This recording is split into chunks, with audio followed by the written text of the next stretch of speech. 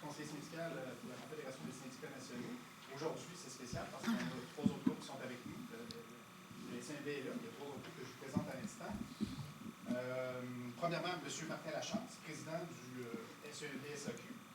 Deuxièmement, Mme Laurence Ruel, l'Association de la santé publique du Québec. Troisièmement, Mme Sandia Dadlamudi, qui est de l'Association des intervenants et intervenantes en dépendance du Québec. Puis, M. Samuel Pagé-Plouf, donc de Vivre en Ville. Il va y avoir 4 interventions et une période de questions par la suite. Donc, sans plus tarder, Martin. Bonjour, merci d'être là. Je suis ici ce matin avec les 3 autres groupes parce que pour nous, les stratégies commerciales, c'est une menace pour les communautés. Le SEMB, c'est 5000 membres de succursales et de bureaux qui œuvrent à servir et conseiller la clientèle différente de la SAQ. Pour nous, on est les mieux placés pour accueillir la clientèle, pour servir la clientèle, pour faire découvrir les nouveaux produits et faire de la vente responsable des produits de l'alcool. Tu sais, on connaît notre produit, on est bon là-dedans, on est bon dans notre travail et aussi on sait c'est quoi les alcools qui sont les mieux. Tu sais, c'est reconnu, l'alcool, ce n'est pas un produit comme les autres. Donc, pour nous, on est les mieux placés pour faire de la vente de l'alcool. En plus, lorsqu'on fait du service à la clientèle et on fait de l'éthique de vente, bien, on ne fait pas juste demander des pièces d'identité. Ce qu'on fait aussi, c'est valider est-ce que les personnes ne sont pas en état d'ébriété lorsqu'ils achètent. C'est de valider est-ce que les gens ne sont pas agressifs. Et aussi, bien, est-ce qu'un adulte n'achète pas pour un mineur. Puis, bien, à la suite de toutes les décisions qui ont été prises les derniers mois par la SAQ, de faire de la vente le plus rapidement possible, bien, pour nous, ça nous inquiète. La SAQ, c'est une société d'État, c'est pas une entreprise privée. Ça ne peut pas toujours être décidé derrière des portes closes, ça prend un débat public sur les décisions qu'ils prennent. Ils doivent être imputables de leurs décisions, puis c'est pas ça qu'on voit présentement. La stratégie commerciale de la SAQ, c'est carrément la privatisation de la vente. Bien, pour nous, bien, c'est une menace à la santé de la SAQ, à la santé publique, à la santé économique des régions et des quartiers, et conséquemment aussi bien, la santé des communautés. Et voilà pourquoi aujourd'hui on revendique un moratoire sur les changements stratégiques de la SAQ, des consultations publiques sur les changements de la SAQ, l'adoption d'une politique de responsabilité territoriale par la SAQ, et l'imputabilité sur les décisions prises par le conseil d'administration et la haute direction de la SAQ. Merci. Merci. Bonjour tout le monde. Merci d'être là aujourd'hui. Donc, Laurence Ruel de la SPQ. Je vais commencer simplement. En fait, pour nous, la SAQ ne devrait pas seulement vendre de l'alcool. Pour nous, c'est important aussi qu'elle ait un rôle au niveau de la protection de la santé de la population. C'est un enjeu qu'on voulait vraiment aborder aujourd'hui. Pourtant, la mission actuelle de la SAQ est uniquement commerciale. Donc, la loi qui l'encadre ne mentionne aucune responsabilité là, au niveau de la santé, comme on peut le voir pour d'autres instances paragouvernementales, donc par exemple la SQDC, et ça, malgré des impacts très bien documentés là, de l'alcool sur la santé. L'alcool a un coût réel. Il nous coûte collectivement, là, à nous, la population québécoise, plus de 4,1 milliards de dollars par année. Et c'est 2 fois plus que ce que l'alcool nous revient en termes de profit. On ne peut pas, selon nous, célébrer les revenus sans regarder la facture globale de l'alcool. Mais pourtant, le Québec, en ce moment, a une occasion en or de faire mieux, en fait, de mieux encadrer le tout. Une société d'État, c'est un outil, en fait, pour réduire les méfaits et mieux encadrer l'accessibilité de l'alcool au Québec. L'Organisation mondiale de la santé rappelle aussi l'importance de maintenir des sociétés d'État qui sont fortes, encore là, pour encadrer, réduire les méfaits. Et c'est donc pourquoi, en fait, on se questionne pourquoi, avec des nouvelles stratégies commerciales, aller chercher des nouveaux consommateurs alors que la consommation d'alcool, bien, elle diminue, là, on le voit dans les données. Et donc, pourquoi aller à l'encontre des choix de la population qui est de réduire sa consommation d'alcool? Pour nous, il y a un décalage qui est important entre le discours et les actions. Donc, d'un côté, le plan de la SAQ fait référence à une responsabilité. De l'autre, on déploie des stratégies qui vont, dans les faits, augmenter l'accessibilité et qui risquent fortement d'augmenter la consommation d'alcool dans la population. C'est vraiment important pour nous, en fait, de nommer cette incohérence-là. Donc, on pense à la multiplication des zones SAQ qui, oui, délèguent sa vente, son droit de vente en fait au privé, mais qui sont aussi souvent situés dans des quartiers plus défavorisés où on sait que c'est les personnes en situation socio-économiquement défavorisées là, vont avoir tendance à subir plus de méfaits de l'alcool sur leur santé. On pense aussi à l'arrivée des livraisons ultra rapides par des tierces parties privées qui augmentent le risque de consommation plus impulsive, qui met aussi à risque au niveau de la sécurité de certaines populations. Et on n'oublie pas non plus l'intensification des stratégies marketing par l'envoi de textos ciblés pour inciter à acheter une boisson en fait, qui va avoir des méfaits ou des impacts sur la santé. Les transformations qui sont annoncées ne sont pas anodines. Chaque initiative qui risque d'augmenter la consommation d'alcool, pour nous, c'est essentiel qu'il y ait une étude d'impact sur la santé qui soit faite. C'est un outil qui est disponible pour la SAQ à utiliser pour s'assurer aussi de ne pas nuire à la santé des populations. Une autre question qui, pour nous, est importante et qui reste en suspens, en fait, c'est qui demande toutes ces initiatives-là, en fait? Parce qu'on sait, selon les sondages, que la grande majorité des Québécois veulent moins de promotion, moins d'incitation à consommer et plus de responsabilité de la part du gouvernement et de la SAQ. Donc, pour nous, le message est sans équivoque. C'est, en fait, que la population souhaite une approche qui est différente de ce qu'on voit en ce moment par la SAQ. Donc, nous, concrètement, là, on demande une évaluation d'impact sur la santé qui est rendue publique pour les stratégies commerciales de la SAQ. En fait, il faut savoir c'est quoi les répercussions qui sont possibles sur la population. On demande aussi que la SAQ intègre une véritable responsabilité en santé dans ses orientations. Donc, pas seulement des mots, mais aussi des actions concrètes pour s'assurer de réduire les risques. Et enfin, que le marketing de l'alcool soit mieux encadré dans l'espace public, dans l'espace numérique aussi, et dans les communications directes aux consommateurs. C'est des mesures qui sont raisonnables, cohérentes avec la santé de la population, mais aussi attendues de la part de la population et de la SAQ. Donc, je termine là, rapidement. Le modèle québécois, c'est vraiment une force, en fait.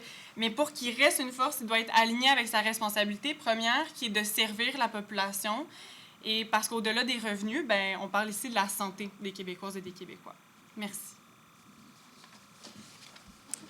Alors, bonjour. Merci aussi à tous, tout le monde d'être présent. Je suis Sandia Vadlamoudi de la IDQ. Alors, en 2018, le Québec a choisi d'encadrer le cannabis au nom de la santé publique. Comment peut-il maintenant, en parallèle, faciliter et promouvoir la consommation d'alcool, une substance dont les impacts négatifs sur la santé et la société sont largement documentés? Il existe aujourd'hui une incohérence fondamentale dans l'encadrement des substances psychoactives. Pour la IDQ, il y a 3 constats qui s'imposent. Le premier, un double standard dans l'encadrement des substances. Donc, le cannabis, lui, est soumis à un encadrement strict. Emballage neutre, interdiction de publicité, restriction d'accès, prévention et sensibilisation en succursale, profit remis au Fonds de prévention et de recherche. Tandis qu'à l'inverse, l'alcool bénéficie d'un environnement permissif. Marketing omniprésent, multiplication des points de vente, promotion et communication directe, images associées au plaisir et au mode de vie. On ne veut absolument pas démoniser l'alcool, mais nous refusons aussi sa banalisation. Le deuxième constat, les populations les plus à risque en paient le prix. Les jeunes et les personnes en situation de précarité sont les premiers touchés par les conséquences liées à l'alcool. Les personnes à faible revenu consomment souvent moins d'alcool, mais elles sont pourtant 2 fois plus susceptibles d'en subir les impacts négatifs sur leur santé et leur qualité de vie. La banalisation de l'alcool accentue donc les inégalités qui sont déjà présentes dans notre société. Troisième constat, les politiques publiques doivent être cohérentes. La science est claire, les méfaits augmentent autant avec la prohibition qu'avec une légalisation insuffisamment encadrée. Cela vaut pour le cannabis, le jeu, mais bien sûr aussi pour l'alcool. La publicité et la surexposition à ces produits affaiblissent les efforts de prévention et de réduction des méfaits, banalisent les comportements et rendent la consommation socialement désirable. Le rôle de l'État devrait être de protéger la population. L'alcool demeure la substance psychoactive la plus consommée au Québec. En 2020, l'alcool représentait à lui seul 39 % des coûts associés au fardeau économique lié à l'ensemble des substances psychoactives. Elle était suivie par le tabac à 29 % et par le cannabis à 5 %. Le rôle de la SAQ peut évoluer et inclure explicitement des objectifs de santé publique, un rôle que le secteur privé ne pourra jamais assumer adéquatement. Mais pour y arriver, il faudra que la prévention et la réduction des méfaits fassent partie intégrante des solutions, que la formation soit bonifiée en continu pour informer sans toutefois stigmatiser ou inciter à consommer, et qu'une part plus significative des revenus générés par l'alcool soit réinvestie en prévention, en réduction des méfaits, en traitement, en recherche et en réinsertion sociale. On ne peut pas, d'un côté, reconnaître les coûts humains et économiques majeurs liés à l'alcool et, de l'autre, multiplier les stratégies qui banalisent et facilitent sa consommation. Le Québec doit vraiment adopter une approche cohérente, responsable et centrée sur la santé publique. Merci. Merci beaucoup. Bonjour tout le monde. Samuel Pagé-Plouffe, je suis directeur aux affaires publiques chez Vivre en Ville. Je vais faire un petit retour sur un vrai mouvement en fait qui s'observe partout au Québec pour une SAQ responsable. Donc, 10 mars 2025, l'année passée, l'Union des municipalités du Québec avec la Fédération québécoise des municipalités se joignaient à l'Ordre des urbanistes, Vivre en Ville et d'autres organisations pour rappeler à ça, à une politique de responsabilité territoriale pour la SAQ. Et c'était pas arrangé avec le gars des vues. Dans les semaines suivantes, il y a eu donc une annonce où on apprenait qu'il y avait 7 nouvelles succursales, souvent situées là, dans des centres-villes, noyaux villageois, qui fermaient. Et là, rapidement, donc, ça a fait un peu un effet boule de neige. Donc, le 20 mars 2025, 7 maires et mairesses, la mairesse de Gatineau, maire de Stansted, mairesse de Baie-d'Urfé, le maire de Victoriaville, le maire de l'arrondissement du Sud-Ouest, la mairesse de Saguenay et le maire de Québec. Tout le monde dénonçait en fait la nouvelle orientation commerciale qui était prise par la SAQ, les conséquences que ça a sur l'aménagement du territoire. Et donc, il y avait une mobilisation qui, honnêtement, est assez inédite dans toutes les communautés du Québec, avec à la fois des maires et mairesses et donc leurs unions municipales. 4 juin 2025, à l'Assemblée nationale était déposée une pétition signée par des milliers de citoyens et donc appuyée par les trois formations d'opposition à l'Assemblée nationale, donc le Parti libéral, Québec solidaire et le Parti québécois, pour demander un moratoire sur les nouvelles orientations de la SAQ et pour demander donc l'adoption d'une politique de responsabilité territoriale.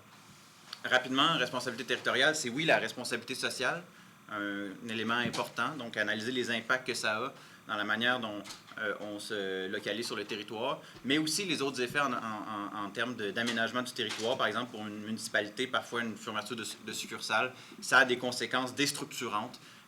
Parfois, il y a par exemple l'épicerie qui risque de fermer, donc on peut causer un désert alimentaire. Septembre 2025, texte signé dans la presse par de nombreuses organisations, notamment Vivre en Ville, la santé publique, le syndicat ici, pour dire non à une réforme du modèle d'affaires de la SAQ sans débat. On disait, on peut commencer un débat, pourquoi pas, par exemple, soumettre que l'idée d'une responsabilité sociale territoriale soit inscrite dans la loi. Vous vous souviendrez par ailleurs que cette question-là a été posée dans le bye-bye. Donc, ça dit à quel point on est devant un enjeu qui est important. Et là, tout récemment, encore une nouvelle sur les orientations de la SAQ l'orientation commerciale qui semble en quelque sorte s'accentuer, là, donc avec les zones SAQ, très, très préoccupant. Et la demande demeure là, d'avoir une vraie discussion sur la responsabilité de la SAQ. Donc aujourd'hui, ça nous fait vraiment plaisir, Vivre en ville, de rappeler qu'il y a un mouvement dans toutes les communautés du Québec pour une SAQ responsable. Et de dire que il y a des élections devant nous, donc on pense que ce serait très, très, très propice que les formations politiques inscrivent des engagements en ce sens. Merci. J'avais des questions maintenant. Si vous voulez, s'il vous plaît, vous nommer les médias duquel vous faites partie, posez vos questions. C'est à vous. Oui, moi je travaille pour la presse, Stéphanie Découvée de la presse. Vous demandez un débat public, un moratoire. Samuel, vous avez avec brillamment expliqué tout ce qui a été dit depuis un an. Tout ce que vous demandez là, ça a été dit et écrit moult fois. Il ne se passe absolument rien. Donc, comment vous expliquez que vous êtes là ce matin? Vos demandes, elles ont été écrites, dites, entendues, mais il n'y a personne qui saisit la balle au bon de toute évidence parce qu'il ne se passe absolument rien. Je peux y aller. Ben oui, bonne question. En fait, il y a quand même des impacts, là. Bon, premièrement, je pense que c'est important de, même si c'est pas la première fois qu'on nomme nos inquiétudes, nos enjeux et nos demandes, je pense que c'est important de les répéter jusqu'à ce qu'on voit des actions concrètes. C'est quand même chacun de nos rôles d'organisation là, de miser là-dessus puis de s'assurer qu'il n'y ait pas d'angle mort. Ensuite, il y a quand même eu des pas, dans le sens où on a été capable d'avoir un premier moratoire l'année passée, à la fin de 2025, là, pour les zones SAQ. Donc, il y a eu un moment de pause pour en fait réfléchir. Après, nous, ce qui nous porte à se questionner, c'est que finalement, le projet pilote des zones SAQ a repris. On n'a pas eu d'informations non plus sur est-ce qu'il y a eu des évaluations d'impact, en fait, comment on est arrivé à reprendre en fait ce projet pilote-là. Donc, on s'est dit, il faut continuer tant si longtemps que ça va poursuivre, puis qu'on va voir qu'il y a des enjeux et qu'il y a des risques pour la population, mais on n'a pas vraiment le choix de continuer. Là. Si je peux compléter, moi, cette mobilisation-là, je pense qu'elle est assez inédite. Je pense qu'il y a une demande dans les communautés sur le terrain. C'est quand même assez diversifié dans la société civile. Et puis là, le fait qu'on a des engagements qui ont été pris il y a moins d'un an de cela par les 3 formations d'opposition à l'Assemblée nationale, il y a des élections qui s'en viennent. Donc, pour moi, le débat, il est en cours. Et il faudra voir comment des engagements se concrétiseront. Mais assurément que l'orientation de la SAQ, il n'y a pas d'adhésion populaire à ce qu'on observe actuellement. Et on espère que dès l'automne prochain, si le gouvernement actuel décide de maintenir l'orientation, que dès l'automne prochain, on se posera des questions et qu'on changera l'orientation. Dans ce cas, pourquoi il n'y a pas de représentant politique avec vous aujourd'hui?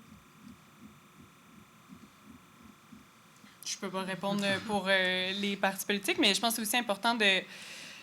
Il y a, oui, les représentants politiques, mais il y a aussi représenter la population. Là. Nous, on est là aussi en tant que porte-parole de ce que la population veut, de pousser aussi à la vue des élections.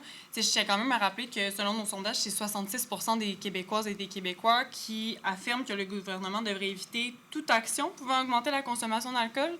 Puis je pense que c'est pour ça aussi qu'on se rejoint aujourd'hui, en fait, puis qu'on met en commun nos voix. C'est, peu importe le domaine dans lequel on est, au final, on a le même objectif qui est de stabiliser, de renforcer la SAQ pour qu'elle serve la population, puis c'est une demande d'eux. Fait que, au même type que des représentants politiques, on est un porte-voix aussi pour la population, puis je pense que c'est important de mettre ça de l'avant. Est-ce qu'il y a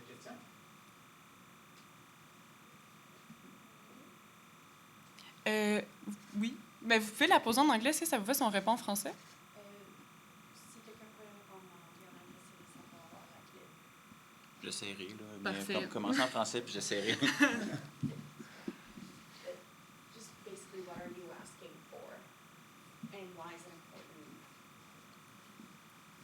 So we're asking for a moratorium on the new orientation, the new commercial orientation of the SAQ, and afterwards we want the ACQ to table a social responsibility policy, and maybe that kind of policy could be included in the law.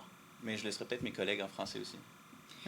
Oui, ben en fait, c'est ça. On veut une responsabilité sociale. Donc, on veut que la santé publique soit inscrite ou la responsabilité sociale soit inscrite à même la mission de la SAQ pour assurer un encadrement à long terme là, qui va être en faveur de la population. Why is that important? Why should it be done? Je vais devoir répondre en français aussi. Là, je suis désolée, mais si tu veux traduire après. Là, mais pourquoi c'est important, en fait? Parce que l'alcool a vraiment des impacts sur la santé. Puis la population prend de plus en plus en compte, en fait, les enjeux qu'il peut y avoir et on informe de mieux en mieux la population. Puis pour nous, ça ne fait aucun sens que les personnes consomment l'alcool sans avoir toute l'information nécessaire pour le faire. Et quand on parle d'avoir l'information, c'est oui, de savoir que, par exemple, il y a plus de chances de développer un cancer du sein quand on consomme quotidiennement, qu'il peut y avoir des enjeux au niveau du sommeil. Il y a ça, mais il y a aussi, si on a tous les facteurs qui viennent nous influencer, qui viennent nous pousser à consommer, bien, au final, est-ce que c'est vraiment un consentement qui est éclairé là, à la consommation quand on a le marketing, les stratégies d'un côté, c'est omniprésent, on la banalise. Donc, c'est important aussi de mettre ça plus neutre, en fait, de la perception qu'on a de l'alcool pour s'assurer d'être lucide dans les décisions qu'on prend. Je peux essayer. Oui, je ne l'ai pas fait facile, je suis désolée. We haven't had a debate on the commercial strategy of the ACQ, and the selling of alcohol, it has major impacts on the population. So there are people all across the province who are asking for well, a real debate and for social responsibility for the ACQ. So what we're saying today is, let's have this debate, and we're demanding all of the political parties to make commitment in this sense.